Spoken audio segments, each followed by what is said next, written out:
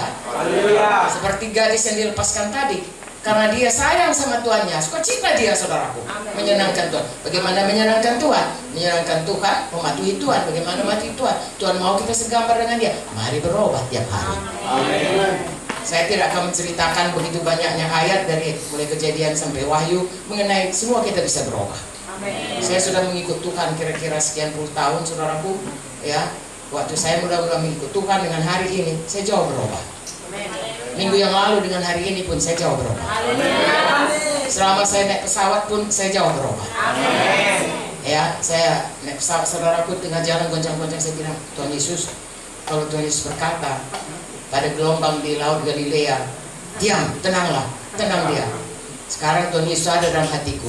Marilah Tuhan, diamlah engkau. Semua turbulensi semua ini, capek kurasa begini jauh kalau goyang-goyang. Tuhan, berikanlah supaya kuasamu itu jadi. Saya katakan, diam kau semuanya. Angin ribut, tercampak kau semua ke lubang. Tahukah saudara?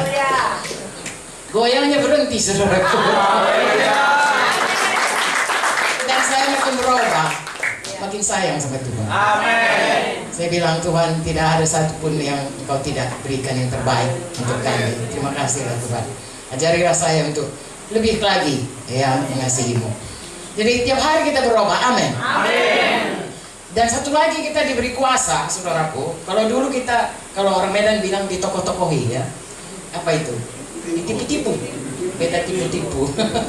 Ditipu-tipu ya sama setan, karena dia memang penipu. Sehingga kita merasa kita tidak punya kemampuan, tidak sanggup untuk melawan keadaan yang menimpa kita, atau melawan dosa, atau melawan segala sesuatu yang dibawa di dunia ini, masih di bawah dosa, bawah kutuk dosa, dan di bawah perhambaan setan. Kita rasa kita tidak mampu, padahal firman Tuhan berkata kita dipulihkan, bahkan kita bisa mengusir setan. Amin. Kalau kami di daerah Karo, saudaraku, ada namanya di sana begu ganjang, ya, takut semuanya. Begu ganjang itu, begu itu artinya hantu. Ya, ganjang itu tinggi, jadi mereka bilang kalau nampak dia tinggi, anak-anak pun takut, saudaraku. Orang tua pun takut, apalagi anak-anak. Tapi, saudaraku, di dalam Yesus kita punya kuasa mengusir setan. Sekarang bukan anak-anak Tuhan yang takut sama begu ganjang yang takut. Ya, kalau kita kebaktian seperti ini, kalau ada mereka yang mau ada acara, mau memanggil begu itu, dukunnya berkata, ya, itu Pak Munte datang tidak? Kalau Pak Munte datang, nanti begunya tidak. Bukan Pak Muntenya, saudaraku, anak-anak Tuhan sudah punya kuasa sekarang di bumi ini. Tidak bisa. Saudara sakit, saudara berdoa dalam nama Yesus, Tuhan menjawab. Hidup Yesus, saudara sembuh. Kudus hidupkan tubuh kita yang fana. Saya sudah 77 tahun, saudaraku, ya. Umur 30 tahun, saya sakit, saudaraku, saya jantung. Ya, dokter bilang saya harus taruh pacu jantung. Bayangkan, sudah 47 tahun yang lalu ya. Tidak pernah itu dipasang, saudaraku. Saya masih sehat sampai sekarang. Saya bersyukur. Kenapa? Karena Yesus berikan kuasa. Kuasa Yesus bekerja dalam kita. Haleluya. Nah, satu lagi dikatakan kita harus beranak pinak, ya, memenuhi bumi. Tahukah saudara, Tuhan bermaksud anak kita banyak. Kalau orang Batak dia anaknya 33 orang. Anak 10 orang, Marboru 10 pitu katanya.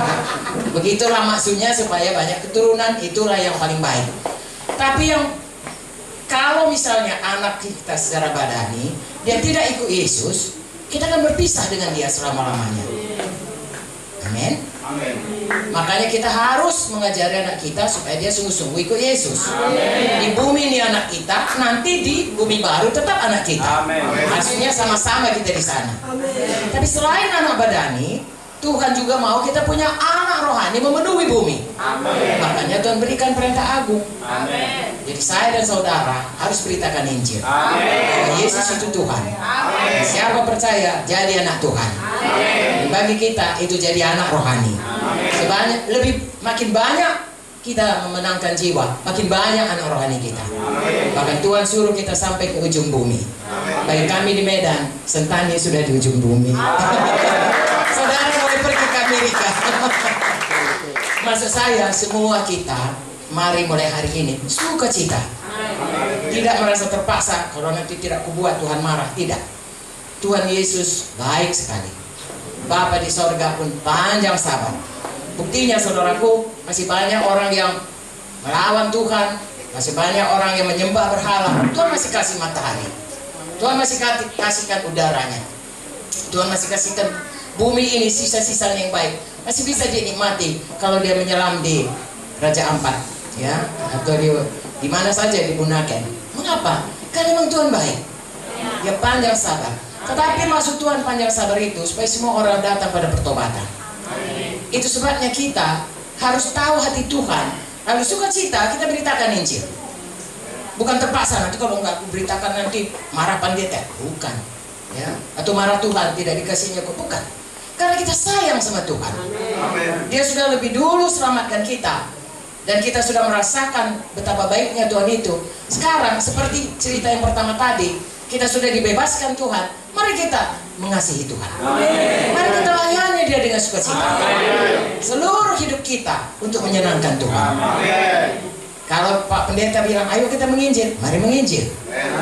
Kalau Bapak Pendeta, karena dia pemimpin kita, berkata, mari kita semuanya mengunjungi, mari mengunjungi. Mengapa? Karena jiwa-jiwa yang sakit, jiwa-jiwa yang perlu dilayani, tidak ada yang tahu jalan keluar, tidak ada tahu bagaimana Yesus bisa menolong kalau kita tidak datang kepadanya. Haleluya. Makanya kita datang. Ya, kalau Pak Munte suka menyanyi begini, kalau orang lain ditolong, saya juga. Ya, pada saudara pun, kalau saya sampai 77 tahun bisa ditolong, saudara pun bisa ditolong. Tapi saya harus bersaksi kepada saudara. Saudara juga bersaksi kepada orang lain.